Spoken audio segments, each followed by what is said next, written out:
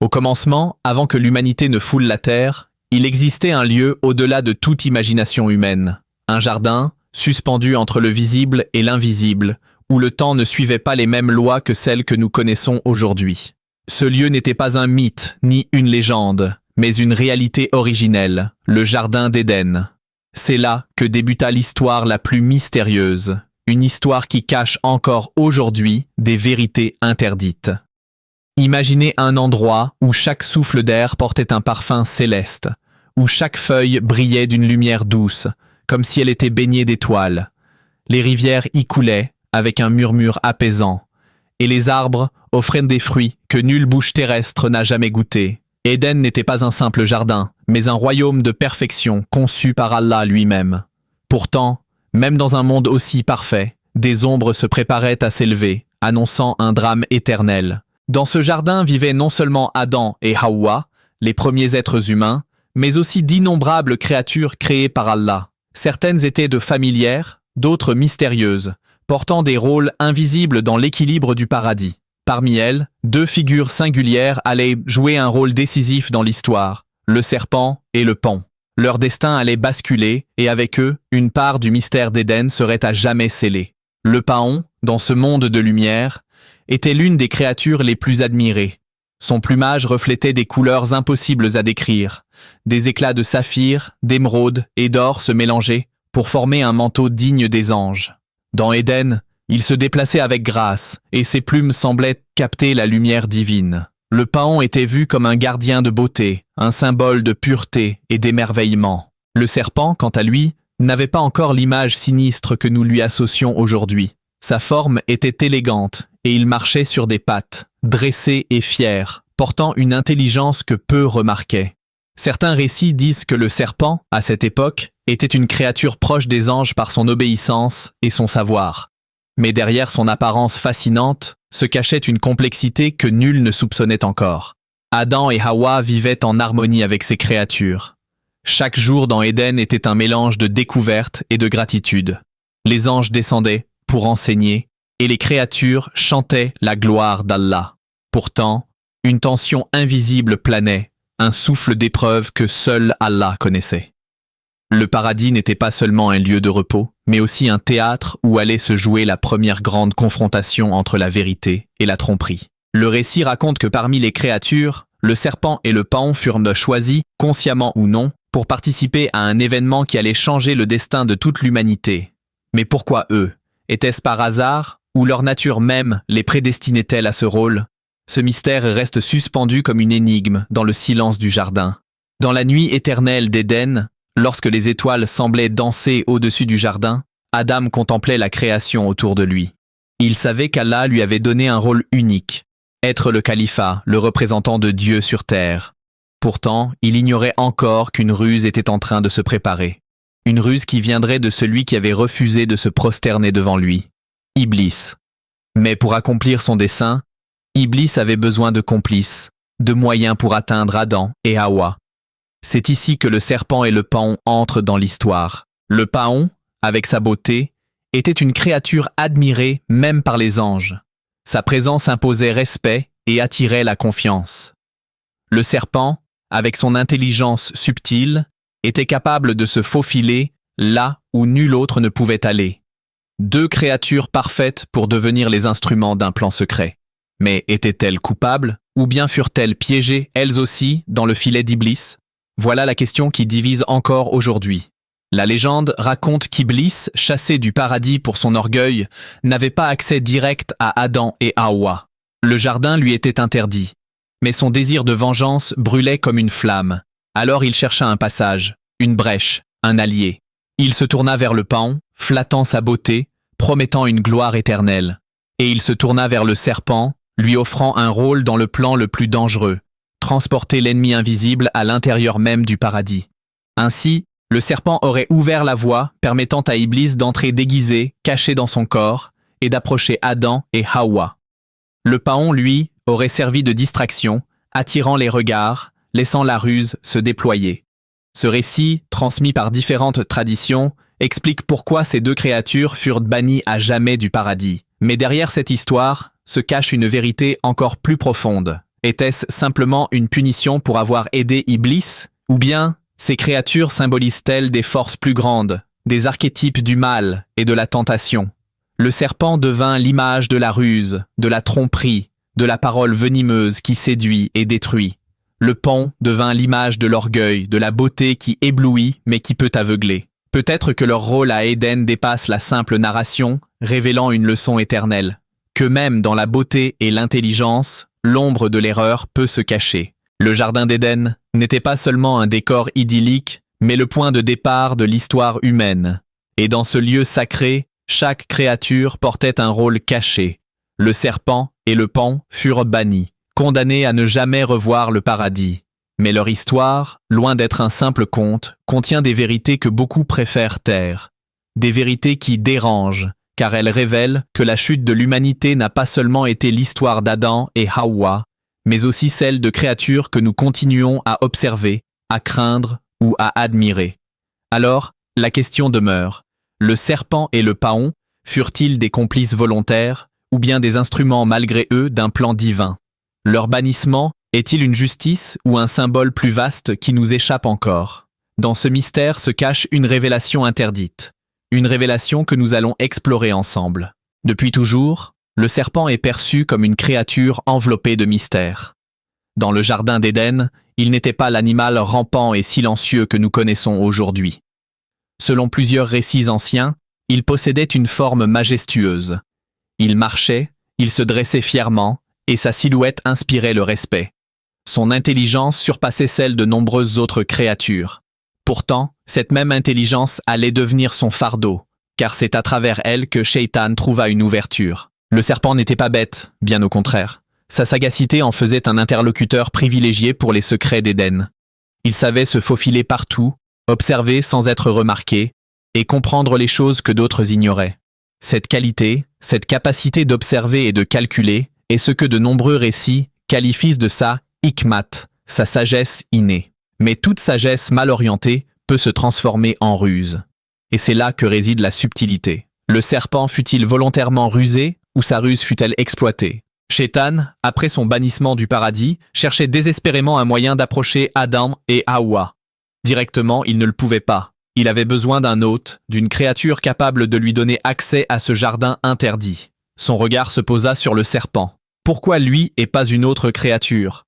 Parce que le serpent incarnait la discrétion et la mobilité. Son corps pouvait glisser là où personne ne l'attendait. De plus, sa réputation dans Éden n'était pas encore celle d'un traître, mais celle d'un être respecté. Shaitan savait que si Adam et Hawa voyèrent le serpent, ils n'auraient pas immédiatement soupçonné le danger. Ainsi, dans certaines traditions, il est dit que Shaitan s'est glissé dans le corps du serpent, utilisant sa forme comme un masque. Il ne parla pas directement, mais à travers cette créature, il fit entendre sa voix. Dans d'autres versions, le serpent fut séduit par les promesses d'Iblis et accepta volontairement de collaborer. Deux récits, deux nuances. Soit le serpent fut un instrument, soit il devint un complice. Et cette différence change tout dans notre perception de sa culpabilité. Le Coran et la Bible offrent deux visions distinctes du rôle du serpent. Dans la Bible, notamment dans le livre de la Genèse, le serpent est décrit comme le plus rusé de tous les animaux que Dieu avait faits. C'est lui qui approche Ève, lui parle et la convainc de manger le fruit défendu. Dans cette version, le serpent est l'acteur principal de la tentation, un trompeur délibéré. Il devient l'incarnation de la ruse, et c'est pourquoi il est maudit par Dieu à ramper sur son ventre et à manger la poussière pour toujours. Dans le Coran, en revanche, le récit est différent. Le tentateur n'est pas le serpent, mais Iblis lui-même. C'est lui qui chuchote à Adam et à Hawa, qui leur promet l'immortalité et le royaume éternel s'ils goûtent à l'arbre interdit. Le serpent n'est pas mentionné directement. Pourtant, dans des traditions islamiques secondaires et dans certains tafsirs, le serpent apparaît comme l'outil choisi par Iblis pour pénétrer dans le jardin. Le Coran place donc la responsabilité sur Shaitan, mais les récits annexes ne dédouanent pas totalement le serpent. Cette différence a créé un débat théologique qui dure encore. Le serpent est-il un simple décor biblique ou un acteur réel dans l'histoire islamique? Le symbolisme du serpent dépasse largement Éden. Dans de nombreuses civilisations antiques, il est une figure ambivalente, à la fois vénérée et redoutée. En Égypte ancienne, il représentait la puissance divine et la protection. Le cobra dressé ornait la couronne des pharaons comme symbole de souveraineté. En Grèce, le serpent était lié à la guérison. Le bâton d'Asclépios, encore aujourd'hui symbole de la médecine, est entouré d'un serpent. En Inde, les Nagas, êtres mi-homme, mi-serpent, étaient considérés comme des gardiens de trésors sacrés. Et dans les cultures méso-américaines, Quetzalcoatl, le serpent à plumes, était une divinité de savoir et de création. Ce paradoxe est fascinant. Dans certaines cultures, le serpent est un protecteur, un symbole de sagesse, tandis que dans d'autres, il est l'incarnation du mal et de la tromperie. C'est comme si l'humanité entière projetait sur lui ses propres contradictions. La sagesse et le danger, la guérison et le poison, la vie et la mort. Éden, dans ce sens, ne fait que prolonger une symbolique universelle. Le serpent y devient le miroir de nos choix, céder à la tentation ou résister à la ruse. Mais revenons au jardin d'Éden. Quand Haoua fut approchée, était-ce vraiment le serpent qui parlait? Était-ce sa voix, ou bien celle de Shaitan cachée derrière sa silhouette? Dans la tradition biblique, le serpent séduit par ses paroles, il promet une connaissance divine. Vous serez comme des dieux. Dans la version coranique, Shaitan chuchote la même idée. L'arbre interdit confère l'immortalité. Deux versions, une même promesse, et au cœur de cette promesse, le serpent reste une figure mystérieuse. Si l'on accepte l'idée que le serpent n'était qu'un instrument, alors la véritable faute revient à Iblis seul. Mais si le serpent a collaboré consciemment, son bannissement prend un tout autre sens. Ce n'est plus une simple punition, mais une justice divine contre une créature qui a trahi la confiance d'Éden. Voilà pourquoi, dans certains récits, Allah condamna le serpent à ramper pour l'éternité, retirant ses pattes et le marquant à jamais de sa participation à ce drame. Et si, en réalité, le serpent n'était qu'un symbole? Certains érudits affirment que dans le récit d'Éden, le serpent représente l'aspect rusé du mal, la tentation sous une forme séduisante. Il ne s'agirait pas d'un animal particulier, mais d'une métaphore. La ruse qui se glisse en nous, l'orgueil qui nous pousse à désobéir.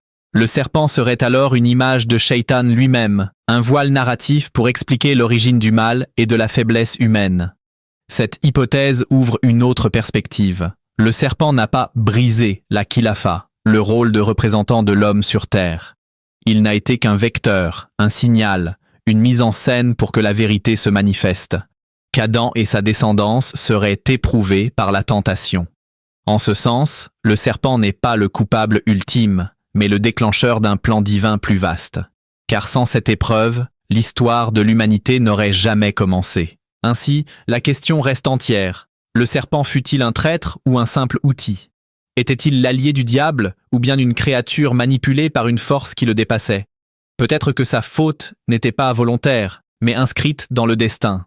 Et si Allah l'a condamné à ramper, ce n'était peut-être pas une punition, mais un signe éternel pour rappeler aux hommes la ruse du mal et la fragilité de leur propre volonté.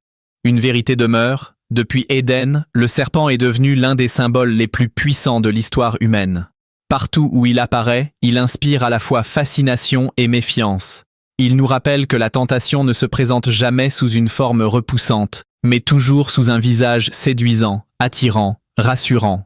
C'est cette leçon que le récit d'Éden cherche à transmettre. Le serpent n'est peut-être pas l'ennemi, mais le miroir de ce qui sommeille dans chaque cœur humain. La capacité de céder ou de résister. Parmi toutes les créatures mentionnées dans les récits liés au jardin d'Éden, le serpent a pris une place centrale. Mais derrière cette silhouette bien connue, une autre figure demeure, souvent négligée, presque effacée de la mémoire collective. Le paon. Majestueux, éclatant, symbole de beauté et d'orgueil, le paon apparaît dans plusieurs traditions et tafassirs comme une créature qui joua, elle aussi, un rôle dans l'épisode de la chute. Et pourtant, rares sont ceux qui s'interrogent. Pourquoi ce bel oiseau fut-il également banni du paradis? Les récits islamiques classiques, bien que divergents, évoquent parfois une histoire intrigante. Dans certaines traditions, on raconte que Shaitan, après son expulsion, cherchait désespérément un moyen d'entrer de nouveau dans le jardin. Ni les anges, ni les autres créatures ne lui ouvraient de passage. Mais il trouva en le paon une opportunité. Le paon, fasciné par sa propre beauté et par l'éclat de son plumage, se laissa séduire par les paroles de Shaitan. On dit qu'Iblis lui promit une gloire encore plus grande, une beauté éternelle et une reconnaissance universelle, s'il acceptait de l'introduire dans le paradis. Aveuglé par ce désir de confirmation et de gloire, le paon céda. Il guida Shaitan vers la porte, puis vers le serpent, qui devint finalement le véritable vecteur de la tentation. Dans d'autres versions, le rôle du paon est moins direct, mais tout aussi symbolique. On dit que son orgueil était si grand que son cœur s'était déjà tourné vers une forme de faiblesse. Ainsi, sa proximité avec Shaitan ne fut pas le fruit du hasard, mais le reflet d'une affinité intérieure, la vanité. Dans ces récits, le paon n'a pas seulement aidé Shaitan, il lui a ouvert une brèche spirituelle par son arrogance. Pourquoi donc le paon et pas une autre créature? Sa beauté éclatante portait en elle un paradoxe, un rappel de la grandeur de la création d'Allah, mais aussi une tentation constante pour l'orgueil. Ses plumes multicolores semblaient raconter l'histoire du monde. Ses yeux dessinés dans le plumage donnaient l'illusion d'une vigilance absolue, presque divine. Le paon se tenait comme une œuvre d'art vivante, et dans cette perfection apparente se cachait le germe de la fierté. Les érudits mystiques ont souvent vu dans le paon une métaphore puissante. Pour certains soufis, il symbolise la beauté qui détourne du Créateur, lorsque l'homme contemple la créature plutôt que celui qui l'a façonnée. Pour d'autres, il incarne le piège subtil du nafs, l'ego qui se nourrit des compliments, qui cherche à briller devant les autres, et qui oublie que toute beauté vient d'Allah. En ce sens, le paon n'est pas seulement une créature, il est une leçon. Son bannissement du paradis devient une mise en garde. Même la beauté, lorsqu'elle se change en vanité, conduit à la chute. Dans les traditions gnostiques et ésotériques, le paon prend parfois une place encore plus mystérieuse. Chez certains courants mystiques, il est associé à l'ange déchu, comme une image de la gloire perdue. Sa beauté extérieure est vue comme un voile qui cache une fragilité intérieure. Le paon devient alors le symbole d'une vérité paradoxale. Ce qui brille le plus peut être aussi ce qui trompe le plus. Mais revenons au récit d'Éden. Pourquoi le paon fut-il, lui aussi, banni? Après tout, le serpent avait parlé, Iblis avait chuchoté, et Adam et Hawa avaient désobéi. Le paon, lui, ne fit qu'introduire, qu'accompagner. Pourquoi une telle sévérité à son égard? La réponse se trouve peut-être dans la logique divine de responsabilité. Dans le plan d'Allah, chaque créature a un rôle, et chaque action a ses conséquences. Le paon, en ouvrant la porte à Shaitan, même indirectement, a participé à une transgression majeure. Son silence, sa complicité, ou son désir de reconnaissance l'ont lié au drame qui suivit. Dans une interprétation plus spirituelle, certains disent que le paon fut banni non pas pour une faute précise, mais pour servir de signe. Son exil rappellerait à l'humanité que la beauté seule ne garantit pas la pureté, qu'un être splendide peut porter en lui une faille fatale, et que l'orgueil, même subtil, peut suffire à éloigner de la lumière divine. La comparaison entre le serpent et le paon est frappante. Le serpent incarne la ruse, la discrétion, la tentation qui se glisse en silence. Le paon, au contraire, incarne l'éclat, la vanité, la tentation qui se montre ouvertement. Deux extrêmes, deux visages du même danger, la désobéissance. En les bannissant tous deux, Allah a inscrit dans l'histoire un double avertissement. Méfiez-vous de ce qui vous séduit par la ruse, et méfiez-vous de ce qui vous séduit par la beauté. La Bible, elle, ne mentionne pas le paon dans ce contexte, mais certaines traditions apocryphes et midrashiques évoquent son rôle. Dans certains écrits juifs anciens, il est dit que le paon fut considéré comme un oiseau du paradis, un compagnon de l'humanité originelle. Son chant et ses plumes faisaient l'admiration d'Adam. Mais, après la chute, il perdit ce privilège et fut relégué à une simple créature terrestre. Dans cette version, son bannissement n'est pas lié à une complicité active, mais à une symbolique. La beauté du paradis ne pouvait rester entière après la désobéissance d'Adam et Hawa.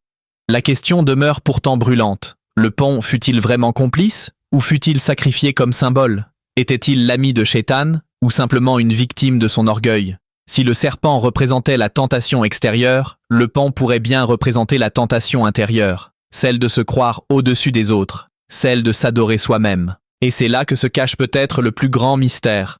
Pourquoi Allah a-t-il choisi de bannir non seulement l'agent du mal, Iblis, non seulement l'outil du mal, le serpent, mais aussi l'image de la vanité, le paon? Parce qu'au fond, la chute de l'homme n'est pas seulement une histoire de ruse extérieure, c'est aussi une histoire d'orgueil intérieur. Adam et Hawa ont été séduits non seulement par la promesse du serpent, mais aussi par l'idée de devenir éternel, de s'élever. Et cette idée, ce désir de grandeur, se reflète parfaitement dans le plumage du paon. Ainsi, le paon devint un signe éternel, rappelant à l'humanité que la beauté et l'orgueil sont des pièges plus subtils que la ruse elle-même. Son bannissement est une leçon silencieuse. Même ce qui semble pur et splendide peut cacher en soi une faiblesse fatale. Mais une question plane toujours, troublante et suspendue comme une énigme. Si le serpent et Iblis furent les vrais instigateurs, pourquoi le paon partage-t-il leur châtiment? Était-il véritablement coupable ou simplement un miroir de l'orgueil humain? Et si son exil n'était pas une punition, mais une prophétie, que l'homme, comme le paon, est toujours tenté de s'admirer lui-même et d'oublier celui qui l'a créé? Lorsqu'Adam et Hawa goûtèrent enfin aux fruits défendus, le silence du jardin d'Éden se brisa à jamais. La lumière qui enveloppait leur corps disparut, et ils se virent nus, vulnérables, exposés. Ils avaient dit franchi la limite fixée par Allah, croyant accéder à l'éternité et à la connaissance suprême. Mais au lieu de grandeur, ils trouvèrent la honte. Ce moment marqua la rupture, la chute de l'humanité hors de l'état de pureté originelle. Dans le Coran, cette désobéissance est racontée avec une intensité saisissante. Shaitan, qui avait refusé de se prosterner devant Adam, réussit finalement à l'entraîner dans la désobéissance. Adam et Hawa mangèrent du fruit, puis se couvrirent avec des feuilles du paradis. Allah leur rappela leur erreur et les fit descendre sur terre, avec la promesse qu'une guidance leur serait envoyée. La chute, dans cette vision, n'est pas seulement un exil, mais le début d'une nouvelle épreuve, un plan divin où l'humanité doit choisir entre suivre la voie de Shaitan ou revenir vers la miséricorde d'Allah. Dans la Bible, le récit prend une autre forme. Adam et Ève goûtent aux fruits défendus à cause de la tentation du serpent. Dès lors, Dieu prononce une malédiction sur chacun. À la femme, la douleur de l'enfantement. À l'homme, le travail de la terre avec peine et sueur. Et au serpent, une condamnation éternelle. Ramper sur son ventre, manger la poussière et devenir l'ennemi de l'humanité pour toujours. Le texte biblique insiste sur ce lien. L'humanité et le serpent resteront ennemis jusqu'à la fin des temps. Mais qu'en est-il du paon? Dans le Coran, il n'apparaît pas directement. Pourtant, dans des récits secondaires et certaines exégèses, on raconte que le paon fut aussi banni. Sa beauté, autrefois éclatante, perdit une partie de son éclat. Certaines traditions disent que ses ailes furent réduites, d'autres que son rôle dans le paradis fut effacé. Là où il chantait parmi les créatures célestes, il se retrouva désormais réduit à un simple oiseau terrestre. Le paon porta ainsi la marque de la vanité, devenu symbole de ce que l'orgueil peut coûter. Les détails diffèrent, mais une chose demeure constante. La chute n'était pas seulement une punition, elle était aussi une transformation. Adam et Hawa furent envoyés sur terre non pas pour être détruits, mais pour commencer leur rôle de khalifa, représentant d'Allah. Leur erreur fut le point de départ de l'histoire humaine. Un rappel que même la faiblesse peut mener au pardon et à la miséricorde divine, si l'homme se repent. Le serpent, lui, incarne la tentation éternelle. Rampant sur la poussière, il symbolise la bassesse, la ruse et l'ennemi qui accompagne toujours l'homme. Dans l'imaginaire spirituel, sa malédiction devient un miroir. Celui qui choisit de tromper finira écrasé. Le paon, en revanche, incarne une autre leçon. Son bannissement rappelle que la beauté et la gloire ne sont pas des garanties de pureté. Ces plumes colorées, qui autrefois inspiraient l'admiration, devinrent un signe de vanité. Dans certaines interprétations mystiques, le paon aurait perdu une lumière divine qui ornait son plumage. Désormais, il reste splendide, mais incomplet, comme une perfection brisée. La comparaison entre les deux traditions est fascinante. La Bible met l'accent sur la malédiction explicite du serpent, faisant de lui l'ennemi de l'homme. Le Coran insiste sur la descente d'Adam et Hawa, mais place aussi l'accent sur la promesse d'une guidance. Quant aux traditions islamiques secondaires, elles introduisent le paon comme un avertissement supplémentaire. Même une créature belle et admirée peut être utilisée par Shaitan pour semer la corruption. Mais au-delà de ces détails, une question plus profonde s'impose. Cette chute était-elle uniquement une punition? Ou bien contenait-elle un secret divin, une sagesse cachée? Car si Allah avait voulu préserver Adam et Hawa à jamais dans le paradis, il l'aurait fait. Leur erreur fut connue d'Allah avant même qu'ils ne la commettent. Leur chute faisait partie d'un plan plus grand, celui de l'histoire humaine, de la lutte entre la lumière et l'ombre, de la confrontation entre l'orgueil et l'humilité. Peut-être que la malédiction du serpent et du paon n'était pas seulement une sanction, mais une mise en scène divine. Le serpent devint le symbole du danger extérieur, celui qui rôde toujours et tente de détourner l'homme. Le paon devint le symbole du danger intérieur, l'orgueil, la vanité, l'admiration de soi. Ensemble, ils représentent les deux faces du mal qui menacent constamment l'humanité, la tentation qui vient de l'extérieur et celle qui naît de l'intérieur. Ainsi, la chute d'Adam et Hawa ne fut pas seulement la conséquence d'un péché, mais aussi une leçon universelle. Allah montra à travers cet épisode que l'homme est fragile, qu'il peut céder, mais qu'il possède aussi la capacité de se relever. La véritable malédiction n'était pas seulement d'être banni du paradis, mais de devoir affronter désormais ces deux ennemis, la ruse du serpent et l'orgueil du paon. Et peut-être que la plus grande question reste encore ouverte. Cette chute, ce bannissement, n'était-il qu'un châtiment ou bien une étape vers un secret divin que nous n'avons pas encore compris? Car si le paradis a été perdu, il a aussi été promis à nouveau, pour ceux qui sauront reconnaître la ruse du serpent et dompter l'orgueil du paon. Depuis des siècles, les récits officiels du Jardin d'Éden sont connus, le Coran, la Torah, la Bible. Mais en marge de ces sources sacrées, il existe d'autres écrits, oubliés, parfois interdits. Des textes apocryphes, des manuscrits poussiéreux conservés dans des monastères, des tafassirs anciennes transmises à voix basse par certains savants. Ces sources parallèles ouvrent des portes étranges, révélant des détails que les versions canoniques taisent. Dans certains de ces écrits, le serpent n'était pas seulement une bête rusée, mais un esprit qui avait pris forme. Certains disent qu'il fut la monture secrète d'Iblis, un véhicule à travers lequel il glissa dans le paradis.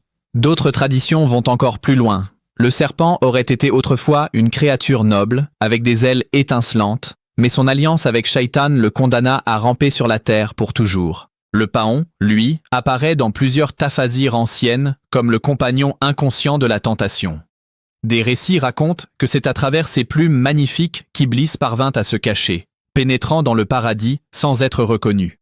Le paon, dans ces versions, n'était pas un traître volontaire, mais un outil de ruse. Pourtant, son destin bascula. Sa beauté fut transformée en fardeau, son chant en rappel de sa faute. Dans certaines traditions persanes, on dit même que ses plumes portent encore aujourd'hui des yeux, comme une marque de vigilance éternelle, une cicatrice de ce rôle oublié. Les mystiques et les soufis, quant à eux, ne se sont pas arrêtés aux récits extérieurs. Ils ont plongé dans le symbolisme.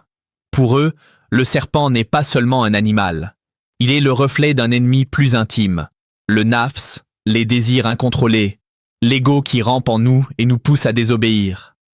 Quand le Coran dit que Shaitan trompa Adam, les soufis voient en cela une allégorie. Ce n'est pas un serpent extérieur seulement, mais le désir intérieur qui a été séduit. Et le paon, pour les soufis, il devient l'incarnation de la beauté et de l'orgueil. Sa splendeur, qui fascine, est en même temps un piège. Le paon est l'image de l'homme qui se contemple lui-même, fier de ses couleurs, aveuglé par sa propre perfection. Dans les cercles mystiques, on raconte que chaque plume du paon représente une illusion du monde. Richesse, pouvoir, beauté, statut. Tant que l'homme admire ses plumes, il oublie la lumière véritable d'Allah. Ainsi, le serpent et le paon deviennent deux symboles éternels. L'un représente la tentation qui vient de l'extérieur, l'appel du désir animal. L'autre représente le danger intérieur, l'orgueil, la fascination pour soi-même. Ensemble, ils forment un piège parfait. Et peut-être que c'est pour cette raison qu'ils furent tous deux bannis du paradis, non pas parce qu'ils étaient uniquement coupables, mais parce qu'ils incarnaient deux forces que l'humanité devait apprendre à combattre. Mais pourquoi ces récits furent-ils cachés ou minimisés? Certains érudits affirment que trop révéler ces symboles aurait semé la confusion parmi les croyants. D'autres disent que les textes apocryphes contenaient des vérités trop profondes, trop dangereuses, pour être mises entre toutes les mains. Car si le serpent est en réalité l'ego, et le paon l'orgueil, alors chacun porte en lui-même une part de cette malédiction. Accepter cela, c'est reconnaître que l'Éden perdu n'est pas seulement un lieu historique, mais un état intérieur que nous avons tous trahi. Et dans le silence des bibliothèques oubliées, des manuscrits racontent une chose encore plus troublante. Le serpent et le paon ne seraient pas seulement des créatures du passé, mais des symboles vivants, dont l'influence se prolonge encore aujourd'hui. Dans certaines traditions ésotériques, on dit que les esprits du serpent et du paon circulent toujours, inspirant la ruse, l'envie, la vanité. Ils se cacheraient derrière nos choix, nos faiblesses, nos illusions. Regardez autour de vous. Les désirs incontrôlés qui consument l'homme moderne, les vanités qui envahissent les réseaux sociaux, la fierté qui brise les cœurs, ne sont-ce pas là les mêmes forces que celles qui firent tomber Adam et Hawa? Le serpent et le paon ne sont plus visibles à nos yeux, mais leurs ombres planent toujours. La vraie question devient alors vertigineuse. Ces créatures ont-elles jamais disparu? Ou bien leur bannissement du paradis signifiait-il en réalité leur descente parmi nous pour nous éprouver, génération après génération? Peut-être qu'ils ne sont pas seulement des symboles, peut-être qu'ils sont encore là, tapis dans les recoins invisibles de notre monde, influençant nos désirs et nos rêves. Car si Adam et Hawa furent chassés du paradis, l'humanité entière porte en elle le poids de ce récit. Le serpent et le paon ne sont pas seulement des histoires anciennes, ils sont le miroir de nos luttes les plus profondes. Et la question demeure, jusqu'à quand ces forces continueront-elles d'agir sur nous? Et surtout, avons-nous réellement la capacité de leur échapper? Depuis le début, l'histoire du serpent et du paon semble n'être qu'un ancien récit, un souvenir du jardin d'Éden. Pourtant, derrière chaque détail se cache une leçon qui transcende le temps. Ces créatures ne sont pas de simples symboles oubliés. Elles incarnent des forces éternelles qui agissent encore dans le cœur de chaque être humain. Le serpent, rusé et patient, représente la tentation. Il n'attaque pas de front, mais s'insinue, doucement, presque imperceptiblement. Comme dans le jardin, il chuchote encore aujourd'hui. Pourquoi obéir? Pourquoi se priver? Dans chaque désir interdit, dans chaque impulsion qui détourne l'homme de son chemin, se cache l'ombre de ce serpent. Il ne force pas, il suggère. Il ne crie pas, il murmure. Et c'est dans ce silence qu'il devient le plus dangereux. Le paon, lui, est une autre forme de piège. Sa beauté attire, son éclat aveugle. Mais derrière ses plumes colorées se cache un poison plus subtil, l'orgueil. L'homme contemple sa réussite, sa richesse, son apparence, et oublie d'où viennent réellement ses dons. L'ego se gonfle, le cœur se détourne, et sans s'en rendre compte, il répète la faute originelle, croire qu'il est maître de son destin, alors qu'il n'est qu'un serviteur d'Allah. Ensemble, serpent et paon forment une dualité redoutable. La tentation extérieure et l'orgueil intérieur. La ruse qui séduit et l'ego qui accepte. C'est cette combinaison qui fit chuter Adam et Hawa, et c'est la même qui, siècle après siècle, continue d'enchaîner l'humanité. Mais alors, pourquoi ces récits ont-ils traversé les âges? Pourquoi Allah a-t-il permis que nous connaissions ces histoires? Peut-être parce qu'elles contiennent un avertissement caché, un rappel que la véritable bataille de l'homme n'est pas seulement dans le monde extérieur, mais dans son propre cœur. Certains savants et mystiques ont vu dans le serpent et le paon un signe pour la fin des temps. Ils affirment que, de la même manière qu'Adam fut trompé au début de l'histoire humaine, l'humanité tout entière sera mise à l'épreuve à la fin. Le serpent de la tentation réapparaîtra sous une forme nouvelle, la séduction des richesses, de la technologie, du pouvoir sans limite. Et le paon, avec son orgueil éclatant, se manifestera dans l'orgueil des nations, des dirigeants, et même des individus qui s'adorent eux-mêmes au lieu d'adorer leur créateur. C'est dans ce contexte qu'apparaît un lien discret mais saisissant avec les traditions sur la venue de l'imam al-Mahdi. Car les textes annoncent qu'avant sa venue, le monde sera plongé dans la confusion, séduit par le mensonge, dominé par la vanité et l'injustice. N'est-ce pas là la réincarnation symbolique du serpent et du paon? L'humanité entière soumise à la tentation et à l'orgueil, jusqu'à ce qu'un guide soit envoyé pour rétablir la vérité et rappeler aux hommes leur mission. Mais attention! L'avertissement n'est pas seulement collectif, il est aussi individuel. Car chacun de nous porte son serpent et son paon. Chaque fois qu'un désir interdit se glisse dans nos pensées, chaque fois que nous cédons à la fierté de nos propres réussites, nous répétons l'histoire du paradis perdu. L'exil d'Adam n'est pas seulement un événement passé. Il se rejoue dans notre quotidien, dans nos choix, dans nos faiblesses. Et pourtant, malgré cette répétition éternelle, un espoir demeure. Allah n'a pas laissé l'homme sans défense. Il lui a donné l'intelligence pour discerner, la foi pour résister, et la guidance des prophètes pour le guider. Là où le serpent murmure, le Coran éclaire. Là où le paon éblouit, la prière ramène à l'humilité. Chaque chute est une épreuve, mais aussi une occasion de retour, un rappel que la porte du pardon reste ouverte tant que l'homme revient sincèrement à son Seigneur. Ainsi, l'histoire du serpent et du paon n'est pas seulement une malédiction, c'est aussi une clé. Une clé pour comprendre que la véritable liberté ne se trouve pas dans le désir ni dans l'orgueil, mais dans la soumission à celui qui a créé le paradis et la terre. Mais une question subsiste, une question qui trouble les cœurs. Si le serpent et le paon furent bannis du paradis, ont-ils vraiment disparu? Ou bien leur rôle n'était-il que déplacé, de l'Éden à la terre, pour continuer l'épreuve humaine? Car parfois, leurs ombres semblent plus présentes que jamais, dissimulées derrière les tentations modernes, les illusions de puissance et l'orgueil qui envahit les sociétés. Et si le véritable secret du serpent et du paon n'était pas seulement dans le passé, mais dans notre avenir?